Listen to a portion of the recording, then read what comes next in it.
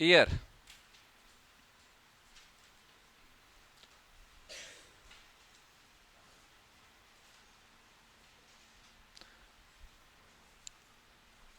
आपके पास ईयर क्यों है बेटा? इयरिंग्स पहनने?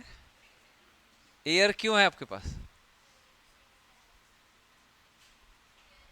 हाँ। आपके पास ईयर क्यों है बेटा? सुनने के लिए। आपके पास क्यों है? सुनने के लिए। आपके पास?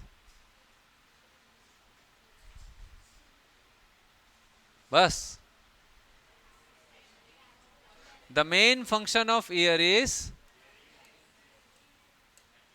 Main function of year is body balance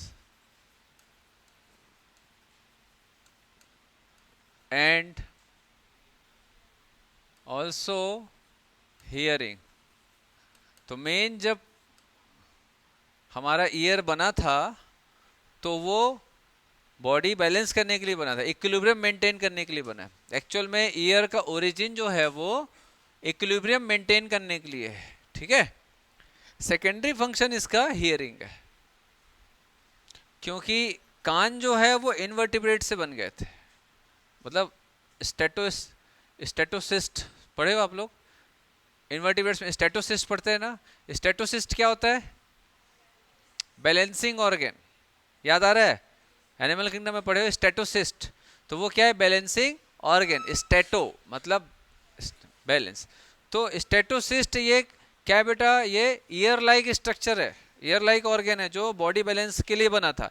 फिर धीरे धीरे यही स्टेटोसिस्ट और एडवांस होते गया, क्योंकि जैसे जैसे इवोल्यूशन होते गया ऑर्गेनिज्म का, ठीक है, एडवांस जो ऑर्गेनिजम्स थे वो और ज़्यादा मूवमेंट करते थे, ठीक है, उनका बॉडी का ऑर्गन और कॉम्प्लेक्स था।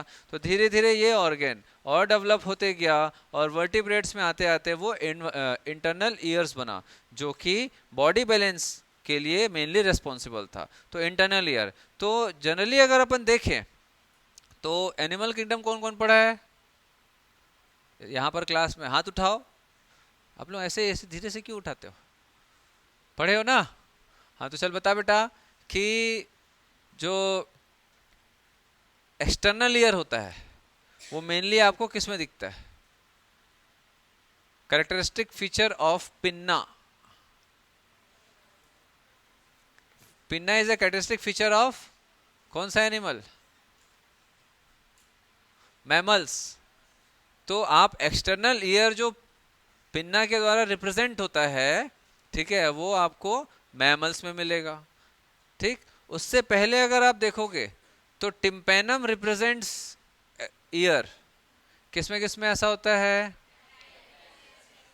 फ्रॉग, रेप्टाइल्स, वही फ्रॉग मतलब एम्फीबिया, ठीक है, समझ आ रहा है? तो उसमें आपको एक्सटर्नल ईयर टिम्पेनम के थ्रू रिप्रेजेंट किया जाता है। आता है क्वेश्चन? पिन्ना आपको स्पेशली किससे मिलेगा भैया? मैमल से मिलेगा, ठीक। तो जो ईयर है, ह्यूमन ईयर की बात करें, हम ह्यूमन ईयर पढ़ेंगे, है ना, हम ह्यूमन ईयर पढ़ रहे हैं। तो इसका मेन फंक्शन क्या है बेटा? Body balance, that is equilibrium maintain करना। दूसरा फंक्शन हियरिंग होता है। तो अब दो फंक्शन है, एक बॉडी बैलेंस और दूसरा हियरिंग। इसका मतलब है कि दो टाइप का ऑर्गन होना चाहिए, एक हियरिंग के लिए और एक बॉडी बैलेंस के लिए। तो बॉडी बैलेंस के लिए जो ऑर्गन होता है वो क्या होता है? Vestibular apparatus. Vestibular apparatus. और हियरिंग के लिए? हियरिंग के लिए बोलो। कॉक्लिया। हियरिंग के लिए कॉक्लिया। तो वेस्ट, हाँ बोलो। ब्लू वेल मैमल, पिन्ना बेटा बहुत छोटा सा होता है। ब्लू वेल में हेयर्स भी होता है, ब्लू वेल में हेयर्स भी होता है उसके माउथ के आसपास, एकदम हल्के हल्के से, बस। मतलब अब है मैमल तो चलो थोड़ा सा दे देते हैं, ऐसा टाइप का है। तो थोड़ा बहुत रहता है रेड्यूस्ड, है ना। हेयर, पिन्ना, ये सब फीचर है, रहते हैं, भले छोटे हो, रेड्यूस फॉर्म में हो, बट रहते हैं, ठीक। तो बॉडी बैलेंस के लिए क्या है? Vestibular apparatus. हियरिंग, सुनने के लिए क्या है? cochlea, and both are part of internal ear, both are part of internal ear. ठीक है, चलो पहला चीज हो गया है ना, क्योंकि यहां से क्वेश्चन आता है बॉडी बैलेंस के लिए कौन सा ऑर्गन है हमारे पास. अब अधिकतर लोग अगर पढ़े नहीं हैं तो सुनने वाला ही ऑर्गन को हम ईयर बोलते हैं, बट प्राइमरी फंक्शन उसका बॉडी बैलेंस. ध्यान रखेंगे, कई बार एग्जाम में आ चुका है क्वेश्चन. चलिए, तो ईयर का 3 पार्ट होता है. एक एक्सटर्नल ईयर, ठीक है, दूसरा मिडिल ईयर, तीसरा इनर ईयर.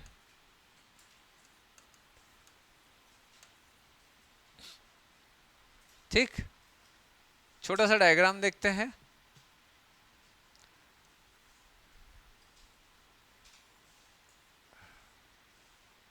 ये क्या है बेटा? पिन्ना. ठीक है, ये क्या है? External auditory meatus. ये क्या है? Tympanic membrane.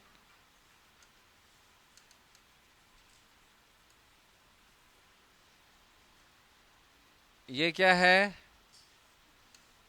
Middle ear. और ये क्या है? Internal ear. ठीक है, अब जो मिडिल ईयर होता है, मिडिल ईयर जो होता है ये कनेक्टेड होता है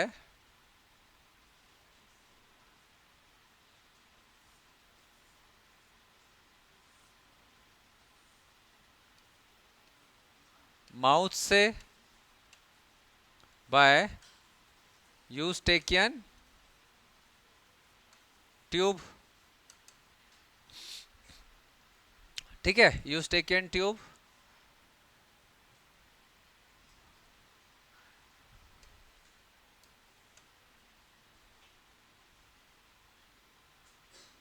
टिम्पैनिक मेम्ब्रेन जो है, टिम्पैनिक मेम्ब्रेन जो है इसका 2 सरफेस होता है, एक आउटर सरफेस और एक इनर सरफेस. ठीक है, तो इधर मैं लिख दे रहा हूं आउटर सरफेस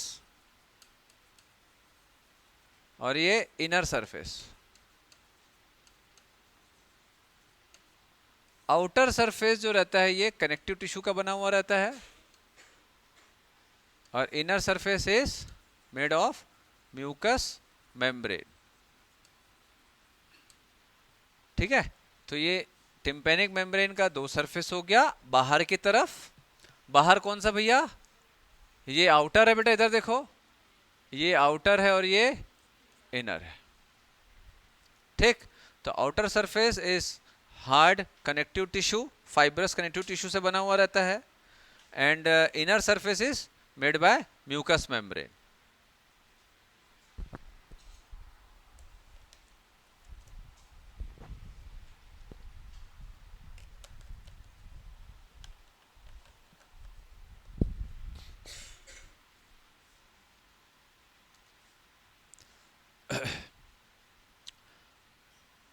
जो मिडिल ईयर है, जो मिडिल ईयर है इसमें 3 टाइप का बोन होता है.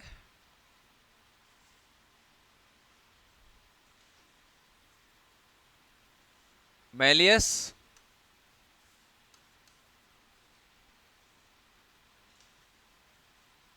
इनकस.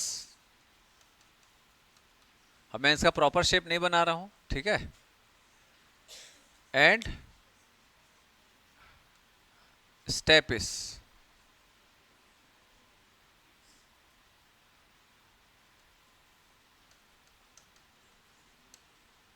कौन सा स्मॉलेस्ट बोन है बॉडी का? Incus. Stapes is smallest bone.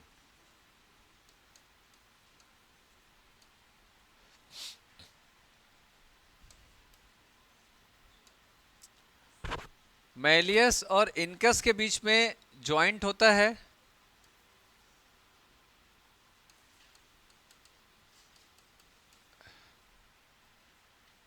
Hinge joint,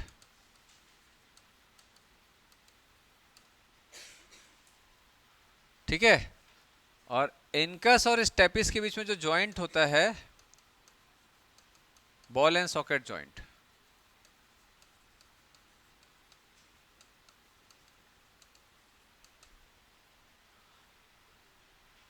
इसका मतलब है तीनों बोन अलग अलग सेपरेटेड होते हैं और उनके बीच में जॉइंट्स होता है ना। नहीं भी याद रखोगे हिंज या बॉल एंड सॉकेट तो कोई दिक्कत नहीं है, बट आपको ध्यान रखना है तीनों बोन फ्यूज्ड नहीं होते हैं, उनके बीच में मूवेबल जॉइंट होता है, क्योंकि hinge joint and ball and socket joint are movable joint. समझ आ रहा बात, है ना। तो मूवेबल जॉइंट का मतलब क्या होता है कि जो दो बोन्स के बीच में मूवमेंट करा सके, ऐसा जॉइंट जो दो बोन के बीच में मूवमेंट करा सके। तो मूवमेंट होना क्यों जरूरी है, ध्यान से देखेंगे, जब भी साउंड वेव आएगा, साउंड वेव आएगा तो ये जो टिम्पेनिक मेम्ब्रेन है ये क्या होगा बेटा, ये वाइब्रेट होगा।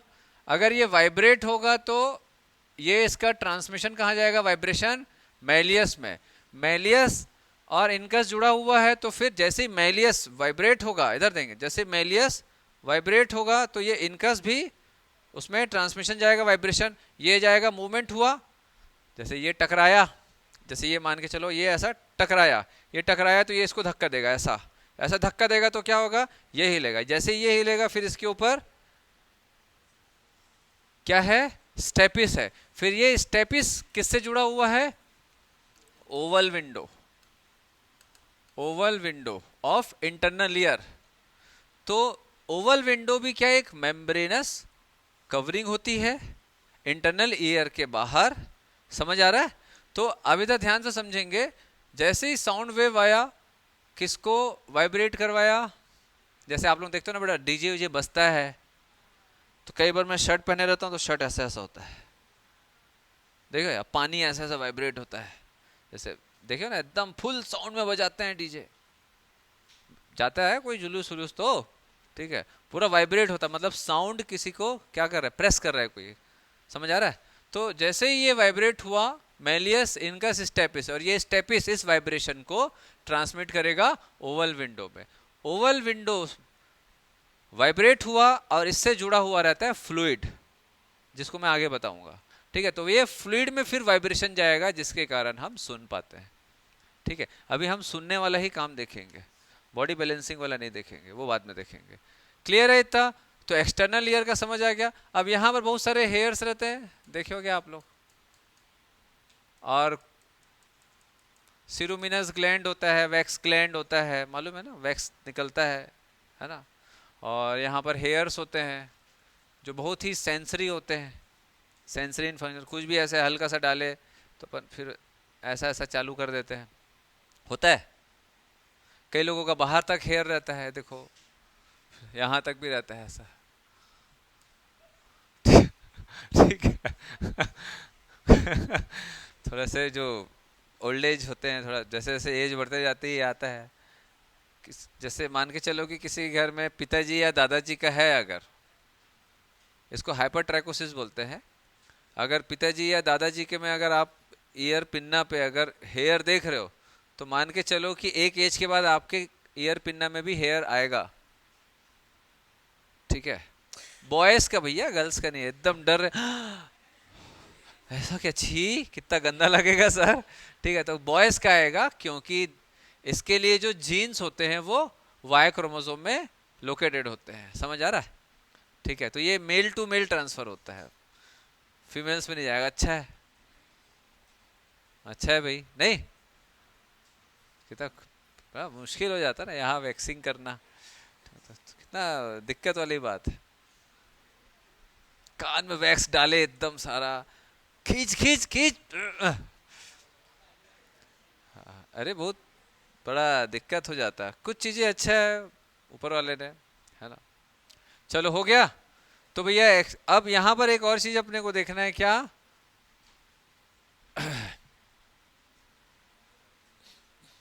तो हम लोगों ने देखा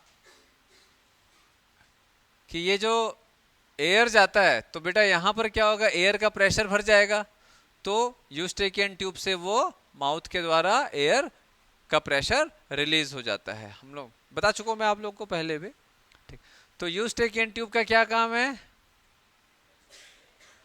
हाँ, मिडिल ईयर का प्रेशर को, है ना, रिलीज करना, बैलेंस करना या मैनेज करना।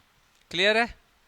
और जो ये जो बोन होते हैं ईयर ऑसिकल बोन्स, इसको क्या बोलते हैं, ईयर ऑसिकल बोन्स, इनका क्या काम होता है, ये ट्रांसमिशन को बढ़ा देते हैं, जो भी साउंड वेव आ रहा है उसके इंटेंसिटी को बढ़ा देते हैं अंदर जाने के लिए। ठीक है, हो गया, हटा दूं। अब आते हैं इंटरनल ईयर, हटा दूं ना इसको।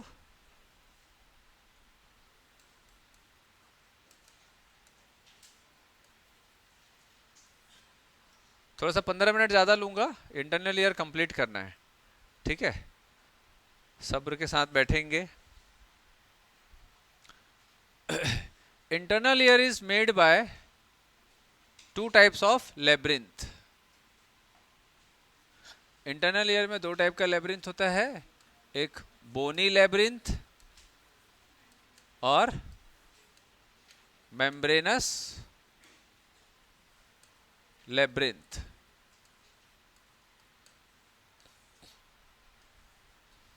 चलो, तो अब इसका, और इंटरनल ईयर में हम लोग 2 चीजें देखते हैं, क्या क्या, एक वेस्टिबुलर एपरेटस, दूसरा कॉक्लिया। ठीक है, तो दोनों स्ट्रक्चर को देखेंगे। ये दोनों स्ट्रक्चर जो होते हैं ये बोनी लेब्रिंथ के अंदर ही होते हैं, मतलब एक बोन के अंदर, टेम्पोरल बोन जो होता है उसके अंदर ये सिचुएटेड होते हैं दोनों स्ट्रक्चर। तो देखेंगे बेटा अब इसको, पहले एक छोटा सा बनाते हैं डायग्राम। तो जैसे फॉर एग्जांपल ये क्या है हमारा, ओवल विंडो आता है एग्जाम में, ध्यान रखना। और ये क्या है, राउंड विंडो। एक लाइन डायग्राम पहले बना रहा हूं, ध्यान से समझेंगे। लाइन डायग्राम बना रहा हूं पहले। व्हाट इज लाइन डायग्राम, वो सिंपल तरीके से अपन समझाना है। ठीक, तो ओवल विंडो या राउंड विंडो किससे स्टेपिस कनेक्टेड होता है, ओवल विंडो। ये भी क्वेश्चन आता है, ध्यान रखेंगे। तो अब यहां पर भैया मैलियस, इनकस और स्टेपिस, ये ऐसा हो गया, मैलियस, इनकस, स्टेपिस। जैसे ही साउंड वेव ट्रांसमिशन होगा, ये वाइब्रेशन ट्रांसफर होगा, यहां पर क्या होगा बेटा, जो फ्लूइड भरा हुआ रहता है दैट इज पेरिलिम्फ। ठीक, यहां पर भी क्या है, पेरिलिम्फ, यहां पर है एंडोलिम्फ। एकदम सिंपल डायग्राम से पहले समझा रहा हूं, ध्यान से समझेंगे। एंडोलिम्फ, यहां पर आपको मिलेगा organ of Corti, organ of कॉटाई। ठीक है, तो ये जब साउंड वेव, इधर ध्यान देंगे, पहले सिंपल तरीके से समझा रहा हूं फिर बड़ा डायग्राम बनाएंगे। जब साउंड वेव यहां से ट्रांसमिट होता है तो ये जो मेम्ब्रेन है, दे आर, मतलब ये जो बेस दिख रहा है और ये ऊपर का रूफ दिख रहा है, ये मेम्ब्रेन से बनी हुई थी, आगे देखेंगे कौन सा। तो ये जो रिपल होता है ऐसा, ये इसको डिस्टर्ब करता है इस मेम्ब्रेन को। तो ऑर्गन ऑफ कॉटाई एक सेंसरी ऑर्गन है जो साउंड वेव को एक इम्पल्स में कन्वर्ट करता है। इम्पल्स, हमारा जो आंख है वो लाइट को किस में कन्वर्ट करता है, इम्पल्स में कन्वर्ट करता है। ठीक है, वैसे ही जो साउंड वेव है उसको भी ऑर्गन ऑफ कॉटाई किस में कन्वर्ट करेगा, इम्पल्स में, और वो ऑडिटरी नर्व के थ्रू ब्रेन में जाएगा और हमको कोई आवाज सुनाई देती है। समझ आया। चलो, तो ये पूरा का पूरा स्ट्रक्चर जो है ये क्या है, कौन बताएगा। हाँ, कॉक्लिया, ये कॉक्लिया है। ठीक है, ये कॉक्लिया है। इंटरनल ईयर में हम लोग कितना स्ट्रक्चर देखे हैं, 2, क्या क्या, कॉक्लिया एंड वेस्टिबुलर एपरेटस।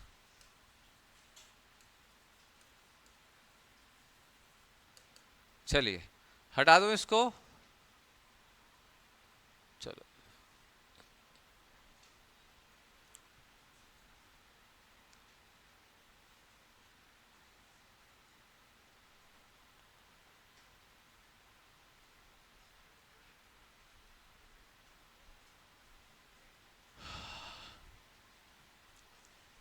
अब फिर से देखेंगे बेटा।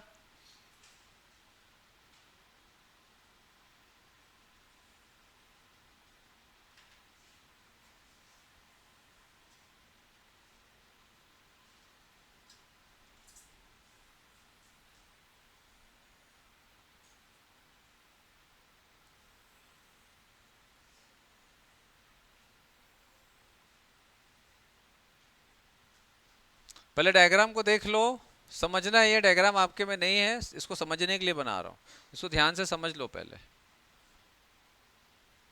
ये समझ आया ये जो बनाया हूं मैं? ठीक। अब फिर से देखो।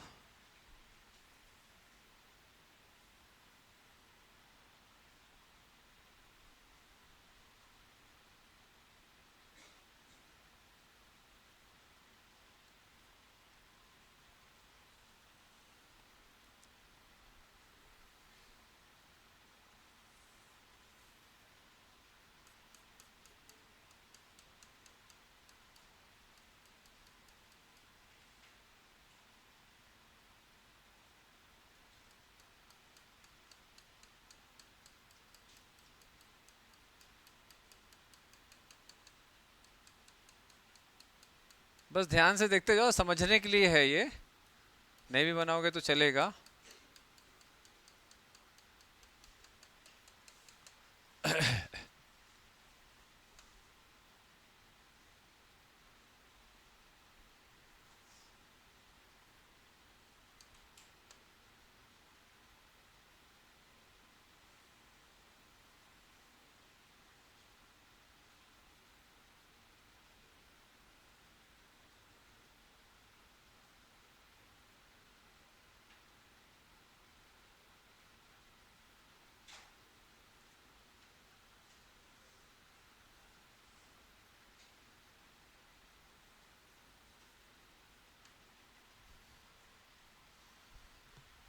कुछ नहीं समझ आ रहा? वेरी गुड, चलो। अच्छी बात है।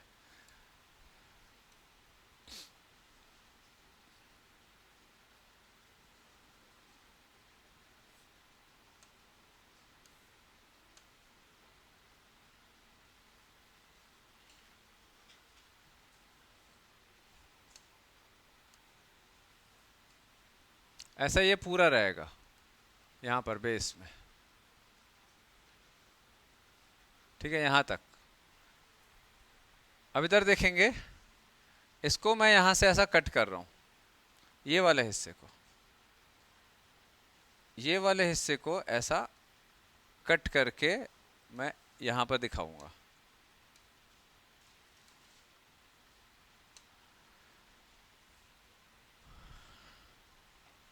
सबसे ऊपर क्या है बेटा?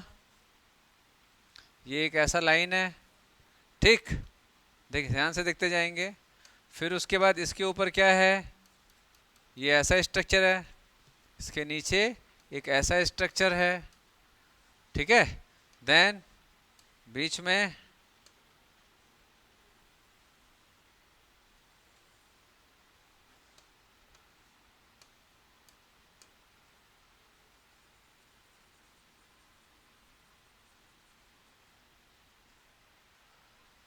तो मैंने आपको ये बताया था कि हमारा जो इंटरनल ईयर है वो दो पार्ट में डिवाइडेड है, दो पार्ट से बना हुआ है। एक मेम्ब्रेनस लेब्रिंथ, इंटरनल ईयर की बात कर रहा हूँ, उसका जो दो फंक्शनल पार्ट है वो अलग है, एक कॉक्लिया, दूसरा वेस्टिबुलर एपरेटस। बट कॉक्लिया हो या वेस्टिबुलर एपरेटस हो, ये दो टाइप के स्ट्रक्चर से बनता है। पहला बोनी लेब्रिंथ, दूसरा मेम्ब्रेनस लेब्रिंथ।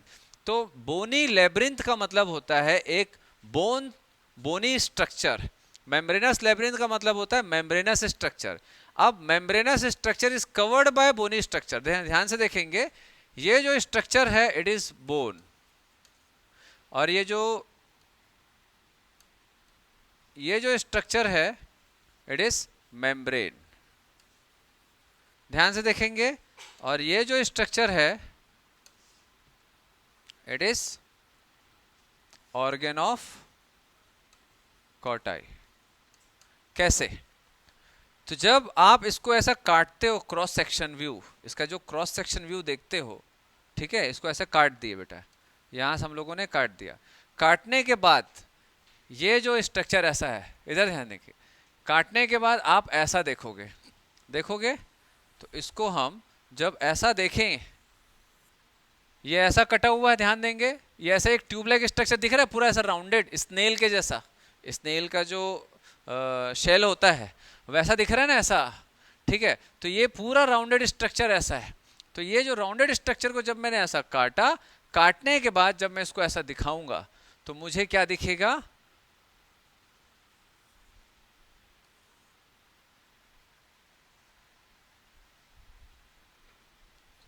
डायग्राम है आपके पास, दिख रहा है, एनसीईआरटी का डायग्राम दिख रहा है, पेज नंबर दिखाओ, वहीं से समझा देता हूं।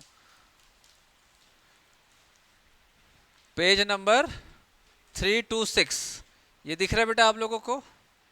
तो 3 टाइप का आपको क्या मिल रहा है, ओपनिंग्स दिख रहा है, 3 टाइप का स्पेस दिख रहा है, 1 2 3। इसके बाहर आपको क्या मिलेगा, ये बोन है बेटा, ये पूरा बोन है, ठीक है। ये वाला डायग्राम से समझते हैं। ये डायग्राम क्या है पता है, ये ऐसा एक स्ट्रक्चर है जो ऐसा रन हो रहा है, मतलब जब आप इसको यहां से ऐसे काट के जब ऐसा देखोगे तो आपको यही दिखेगा, क्योंकि ये हिस्सा ये हिस्सा ये हिस्सा पूरा फ्लूइड फिल्ड होता है, जो कि एक ऐसा सर्कुलर टाइप का स्नेल टाइप का स्ट्रक्चर प्रोवाइड होता है। तो ये वाला यहां से मैंने काटा और इसको मैंने ऐसा दिखाया, ये वही स्ट्रक्चर है जो आपके बुक में 326 पेज नंबर, समझ आया। तो ये जो क्रॉस सेक्शन है ये क्या दिख रहा है बेटा, it is a sectional view of cochlea. तो कॉकलिया क्या है, ये कॉकलिया है, ये जो दिख रहा है पूरा यहां से यहां तक कि ये क्या है, cochlea, it is a cochlea. Clear है इतना? मैंने आपको बताया कि अभी हम लोग सुनने वाला स्ट्रक्चर देखेंगे, बैलेंसिंग स्ट्रक्चर अभी मैं नहीं दिखा रहा हूं, ठीक है, अभी नहीं बना रहे हैं अपन। तो ये क्या है हमारा पूरा कॉकलिया। क्लियर है बात? कॉकलिया का सेक्शनल व्यू समझते हो आप लोग। कॉकलिया को मैंने यहां से ऐसे काटा, काटने के बाद इसको मैं ये जो स्ट्रक्चर है इसको ऐसा दिखा रहा हूं, ये आपका दिख रहा है, ये मैं समझ पा रहे हो आप लोग, क्योंकि इसका ज़्यादा डायग्राम नहीं है इसलिए ये क्या है ये थोड़ा समझना मुश्किल होता है, इसलिए ये डायग्राम बनाते हैं अपन, ठीक, समझ आ गया। तो कॉकलिया के अंदर अगर आप देखोगे तो एक वाइट कलर का मैंने एक स्ट्रक्चर ऐसा बनाया है, ये वाइट कलर का जो स्ट्रक्चर है वो क्या है, ऑर्गन ऑफ कोटाई। इसका मतलब क्या है, ऑर्गन ऑफ कोटाई सिर्फ एक जगह रखा हुआ नहीं है, ये पूरा सीरीज में है, पूरा सीरीज में है ऐसा, base of the membrane, membrane के जस्ट ऊपर आपको मिलेगा, ठीक है। तो ये जो पर्पल कलर है दिख रहा है, ब्लू है, हाँ ब्लू कलर है दिख रहा है, ये ब्लू कलर क्या है बेटा, मेम्ब्रेन है, ये ब्लू कलर क्या है, मेम्ब्रेन है। मेम्ब्रेन के ऊपर एक स्पेस दिख रहा है, मेम्ब्रेन के नीचे एक स्पेस दिख रहा है। तो यहां पर 3 टाइप का स्पेस हो गया, ध्यान से देखेंगे, पहला दूसरा तीसरा, ये पूरा स्पेस ऐसे ही है ना यहां तक। इसके बाहर मैंने आपको ऐसा एक स्ट्रक्चर बनाया, ये क्या है, बोन, ये क्या है, बोन। इसका मतलब ये किससे बना है, 2 पार्ट से, बोनी लैब्रिंथ और मेम्ब्रेनस लैब्रिंथ। समझ आ रहा है बात आप लोगों को, क्लियर हो रहा है? चलो, तो ये जो स्ट्रक्चर है इसको मैं, इसमें बोन ओन का स्ट्रक्चर नहीं दिया, ये जो पूरा का पूरा दिख रहा है ना बाहर, ये बोन है बेटा, आप लोग लिख सकते हो, ये पूरा बोन है बाहर। चलो इसको पकड़ो। तो इसका मैंने एक क्रॉस सेक्शन व्यू ऐसा दिखाया। अब इसमें 3 पार्ट है, वहां पर देखो, पहला दूसरा तीसरा, समझ आया, पहला दूसरा तीसरा, समझ आ गया। चलिए, तो पहला और दूसरा जो पार्ट है उसके बीच में एक मेम्ब्रेन है, ये देखो ब्लू कलर में। दूसरा और तीसरा जो है स्पेस, उसके बीच में एक मेम्ब्रेन है। तो ये जो मेम्ब्रेन है इसको क्या बोलते हैं? रीजनर्स मेम्ब्रेन। और इसको क्या बोलते हैं? बेसिलार मेम्ब्रेन। आता है बेटा एग्जाम में, रीजनर्स मेम्ब्रेन और बेसिलार मेम्ब्रेन। अब मुझे बताओ इस डायग्राम के हिसाब से कि ये जो पार्ट मैंने बताया it is organ of Corti, है ना? ऑर्गन ऑफ कॉटाई कौन से मेम्ब्रेन के ऊपर रखा हुआ है? बेसिलार मेम्ब्रेन। आता है एग्जाम में, समझ आ रहा है? तो ऑर्गन ऑफ कॉटाई ऐसा बेसिलार मेम्ब्रेन के ऊपर रखा हुआ है।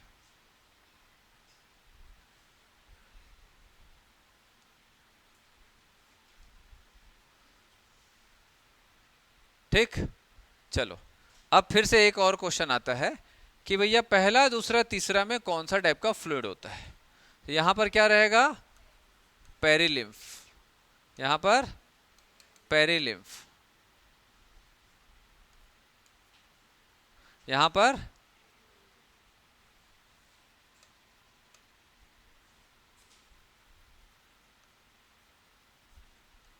एंडोलिम्फ।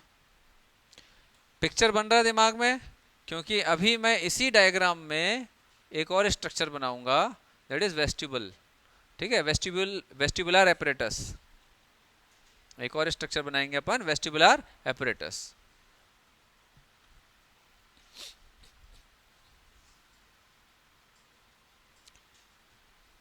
तो ये हमारा क्या हो गया? स्नेल लाइक स्ट्रक्चर में कॉकलिया। कॉकलिया में अगर आप देखोगे तो बाहर बाहर पूरा क्या है? बोन है। बोन दोनों साइड से इस स्ट्रक्चर को कवर किया हुआ है ना? बोन और मेम्ब्रेन के बीच में एक स्पेस है पहला, ठीक है। इधर बोन और स्पेस मेम्ब्रेन के बीच में स्पेस है तीसरा, और दोनों मेम्ब्रेन के बीच में एक स्पेस है दूसरा वाला। समझ आया बात कि नहीं? है ना? तो जो दूसरा स्पेस है उसी में क्या मिलेगा आपको? Organ of Corti, sensory structure for hearing. Sensory structure for hearing. Clear है इतना? चलिए इसको मैं थोड़ी देर के लिए हटा रहा हूं। अब जो लाइन डायग्राम के थ्रू अपन देखते हैं इसमें फटाफट।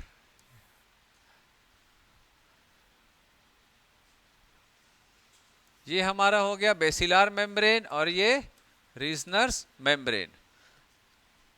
इसके ऊपर क्या मिलेगा बेटा? ये है ऑर्गन ऑफ कॉर्टाई का स्ट्रक्चर। यहां पर मिलेगा आपको हेयर सेल्स, ये दिख रहा है हेयर्स।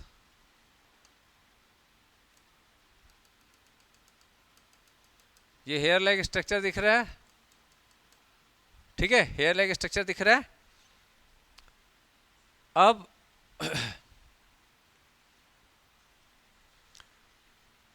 जब भी यहां पर स्टेपिस किसको नॉक करेगा? कौन से विंडो को?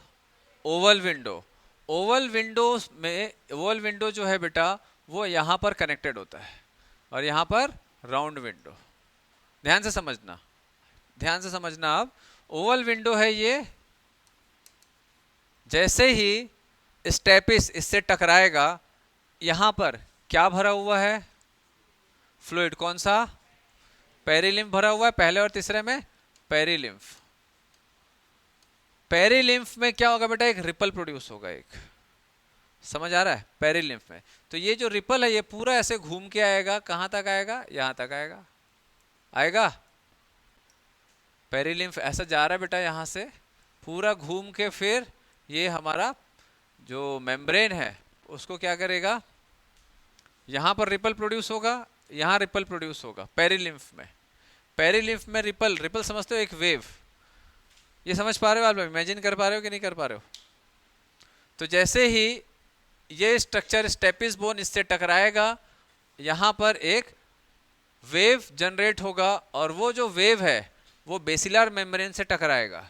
तो इमेजिन करो कि ये जो जहां पर मैं खड़ा हूं वो पॉलीथीन का एक मेम्ब्रेन है और नीचे पानी की लहर आ रही है। तो पानी की लहर आएगी अगर तो क्या होगा? कभी उठाओ कभी, है ना, ऊपर कभी नीचे, ऐसा वेव आता है। तो जैसे ही ऊपर आएगा तो क्या होगा, मैं ऐसे ऊपर हो जाऊंगा, ऐसा ऊपर होऊंगा, फिर नीचे, फिर ऊपर, फिर नीचे। तो ये वेव जो रहता है वो क्या करेगा बेटा, मेरे को ऊपर नीचे करेगा। तो मैं कौन हूं, ऑर्गन ऑफ सॉरी, ये क्या है, ऑर्गन ऑफ कॉटाई।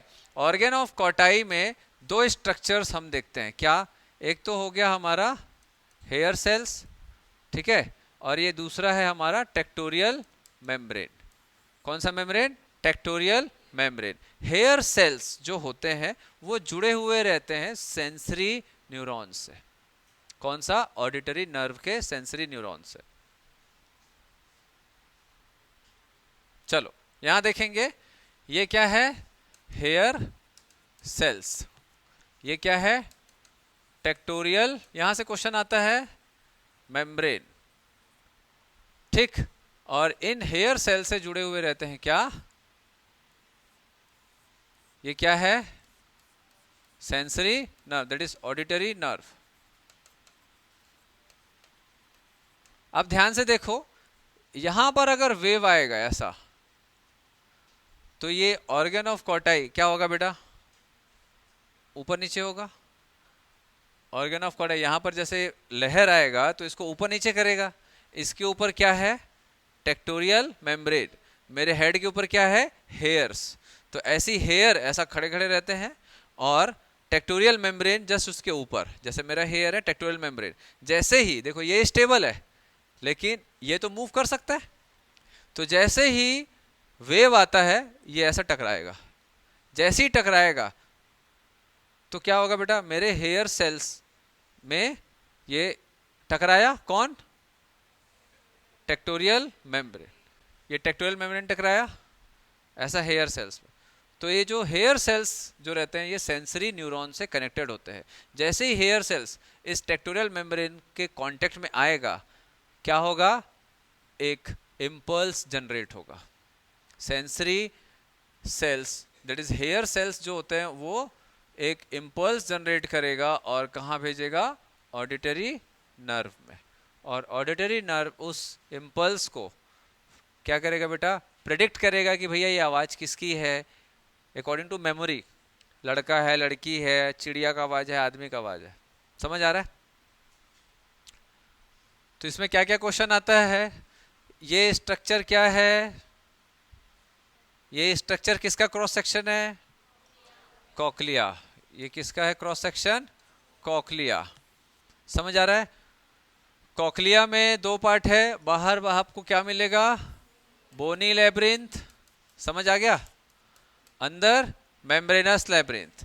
तो मेम्ब्रेनस लेब्रिंथ में अगर आप देखोगे तो ये कौन सा मेम्ब्रेन है, रिजनर्स मेम्ब्रेन, नीचे बेसिलार मेम्ब्रेन, है ना। और आपका जो ऑर्गन ऑफ कॉटाई है, it is organ of Corti. Organ of Corti किसके ऊपर रेस्ट करता है, बेसिलार मेम्ब्रेन के ऊपर रेस्ट करता है। समझ आ रहा है।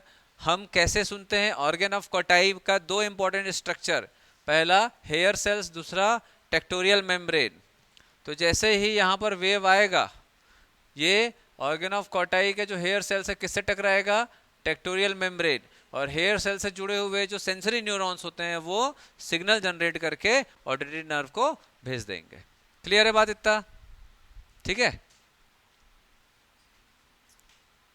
चलो, तो ये फ्लूइड ऐसा घूमते रहता है बेटा हमारे किसमें, कॉकलिया में। समझ आ रहा है, ठीक है। और बीच में कौन सा फ्लूइड रहेगा, कौन सा फ्लूइड रहेगा बीच में, एंडोलिम्फ। तो पेरिलिम्फ कहाँ होता है ये पूछता है, एंडोलिम्फ कहाँ होता है ये पूछता है, कौन सी मेम्ब्रेन कहाँ होती है, रिजनर्स कहाँ होता है, बेसिलार कहाँ होता है, बेसिलार के ऊपर क्या होता है ना, that is organ of Corti. Organ of Corti में क्या होता है ये पूछता है, बस, ज़्यादा तामझाम नहीं आता। बस ये जो डायग्राम है इसको, ये जो डायग्राम है ये सिर्फ इसीलिए बताता हूँ ताकि ये है क्या चीज, ये आया कहाँ से, वो आपको बता सके, ठीक है। चलो दूसरा, इसको हटा रहा बेटा।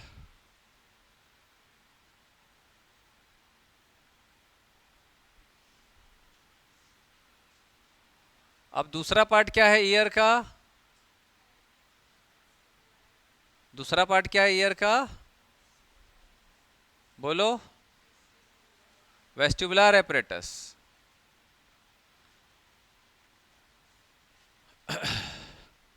वेस्टिबुलर एपरेटस में आप देखोगे 3 सेमी सर्कुलर कैनाल होते हैं।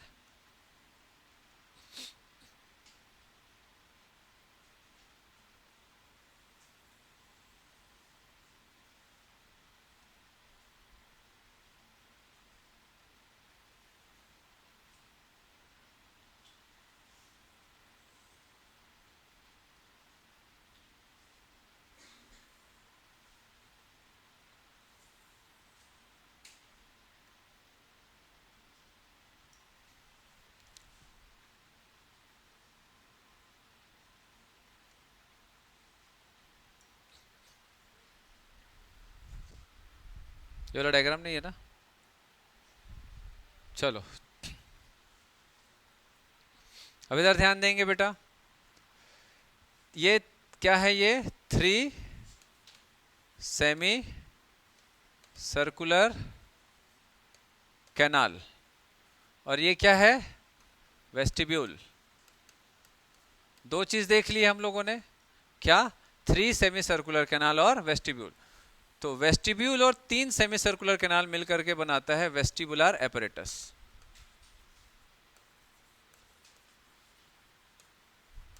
वेस्टिबुलर एपरेटस, देखो बहुत छोटा सा डिस्क्रिप्शन है इसका, बट डायग्राम के थ्रू थोड़ा याद रहेगा। अधिकतर लोग भूलते हैं, थोड़ा दिक्कत जाती है कि भाई हम बॉडी बैलेंस कैसे करते हैं, तो इसीलिए ये अपन बना रहे हैं स्ट्रक्चर।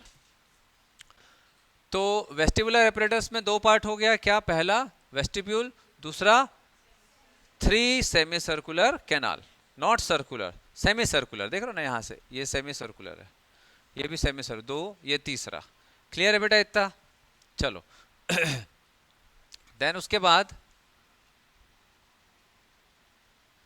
ये जो 3 सेमी सर्कुलर कैनाल है ना, ये तीनों एक जगह आकर के ऐसा रुक रहे हैं। वो हिस्सा कौन सा है, वेस्टिब्यूल, जहां पर ये कनेक्टेड है, ठीक। और ये हिस्से में बेटा पूरा का पूरा फ्लूइड फ्लो होता है। इसमें क्या है, एंडोलिम्फ फ्लो हो रहा है, समझ आ रहा है, इसमें पूरा का पूरा एंडोलिम्फ होता है, ठीक है। इसमें भी फ्लूइड होता है, इसमें भी फ्लूइड होता है, क्लियर है। ये पूरा फ्लूइड यहाँ से ऐसा फ्लो होता है, यहाँ भी ऐसा पूरा फ्लो होगा। अब इधर ध्यान देंगे, ये जो हमारा सेमी सर्कुलर कैनाल है, यहाँ पर आपको कुछ स्वेलन पोर्शन दिख रहा है। इस स्वेलन पोर्शन को बोलते हैं एम्प्यूला। बॉडी में बहुत जगह एम्पूला पाया जाता है, जो भी फूला हुआ हिस्सा रहता है, थोड़ा सा ब्रॉड एरिया रहता है, उसको हम लोग एम्प्यूला बोलते हैं, ठीक। तो पहला हम लोगों ने क्या देखा, 3 सेमी सर्कुलर कैनाल में आपको जो बेस होता है, स्वेलन होता है, उसको अपन क्या बोलते हैं, एम्प्यूला। एम्पूला में एक प्रोजेक्टिंग रिज होता है, इधर ध्यान देंगे। एम्पूला में ऐसा एक उठा हुआ स्ट्रक्चर होता है, सब जगह बना रहा हूं। एम्पूला में एक उठा हुआ स्ट्रक्चर होता है, जिसको हम लोग क्या बोलते हैं बेटा, Crysta ampullaris, crista ampullaris, crista एम्पुलैरिस, ठीक है।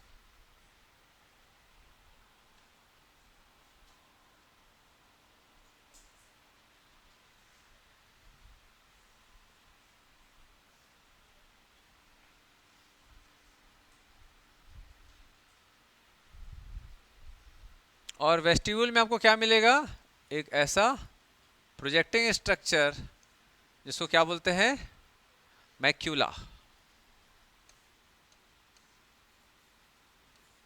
Macula, crista ampullaris and macula. छोटा सा ऐसे बना लिया रहो डायग्राम, ताकि बैलेंसिंग का जो मैकेनिज्म है वो थोड़ा समझ आ सके। ऐसे रफ बना लेना, ज्यादा इसमें दिमाग मत लगाना।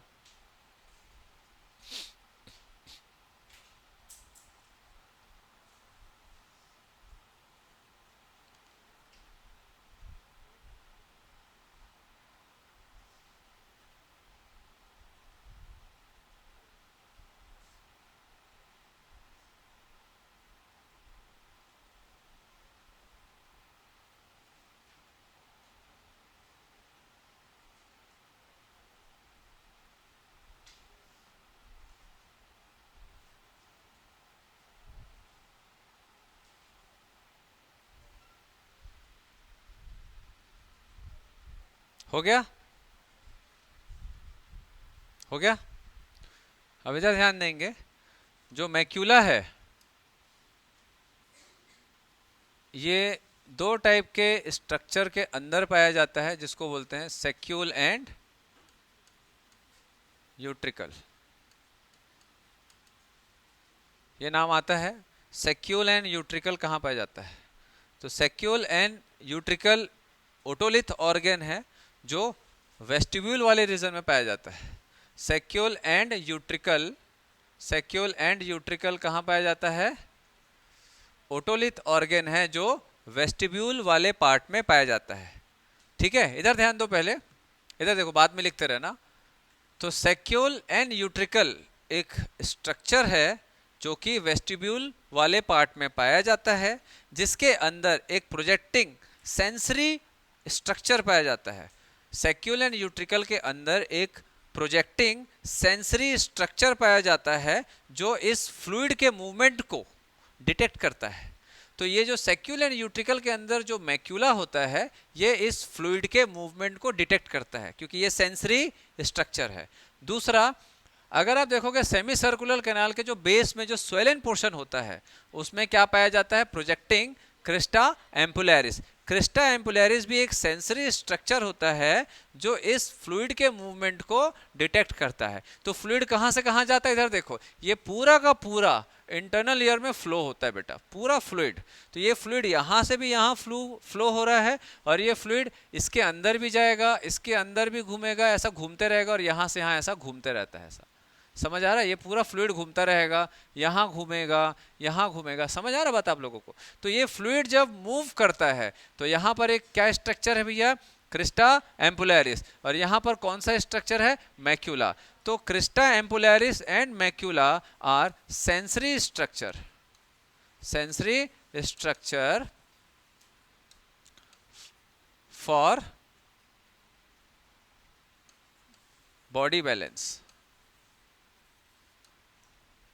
ठीक है, जो बॉडी बैलेंस के लिए रेस्पॉन्सिबल होता है। क्लियर हो रहा है? ये डायग्राम के थ्रू याद रखो, नहीं तो ये इसको ना कंफ्यूज होते हैं, भयंकर कंफ्यूज होते हैं। सेक्यूल क्या है, यूट्रिकल क्या है, मैक्यूला क्या होता है। समझ आया?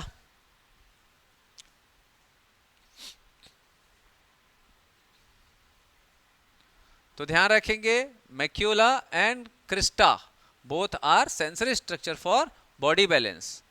अब बॉडी का जो बैलेंस है वो दो तरीके से होता है, जब हम रुके रहते हैं तब, और जब हम चलते हैं तब।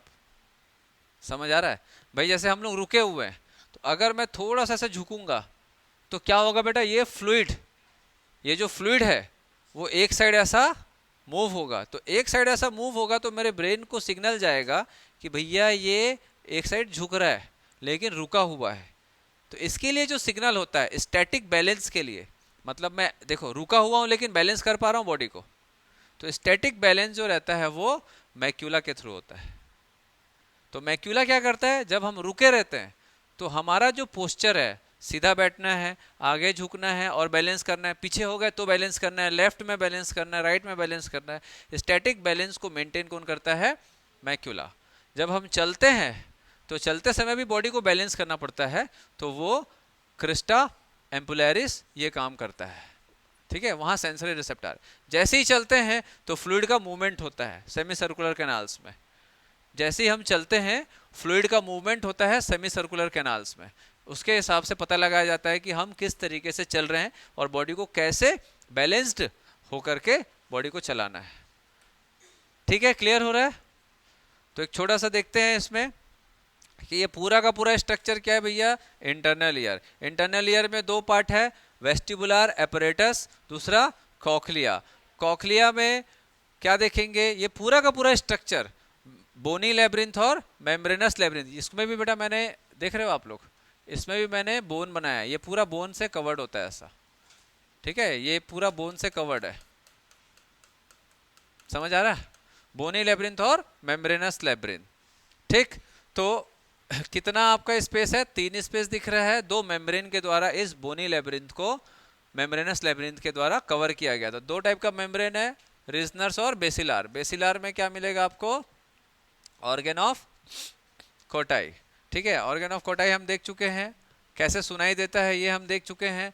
देन दूसरा हिस्सा वेस्टिबुलर एपरेटस का दो पार्ट है, एक वेस्टिब्यूल ये दिख रहा है आप लोगों को बॉक्स लाइक स्ट्रक्चर, और एक हमारा 3 semi circular canal. 3 semi circular canal का जो बेस होता है that is called ampulla. Ampulla में आपको क्या मिलेगा, Crysta ampullaris, it is a sensory structure for body balance. And ये जो वेस्टिबुलर वाला जो पार्ट है इसमें दो आपको एक रीजन मिलेगा, एक स्ट्रक्चर मिलेगा, सेक्यूल एंड यूट्रिकल, दोनों को मिला करके ओटोलिथ ऑर्गन भी बोलते हैं। और सेक्यूल एंड यूट्रिकल में आपको एक प्रोजेक्टिंग सेंसरी स्ट्रक्चर मिलेगा जिसको बोलते हैं मैक्यूला। तो macula and crista both are sensory structure of body balance. उसमें मैक्यूला जो रहता है वो स्टैटिक बैलेंस के लिए है और क्रिस्टा जो रहता है वो डायनामिक बैलेंस के लिए है। क्लियर हो रहा है ये? ठीक, चलो इसको आप लोग देख लेना छोटा सा ऐसा डायग्राम बना के, बाकी अपन नेक्स्ट क्लास में देखते हैं। Thank you.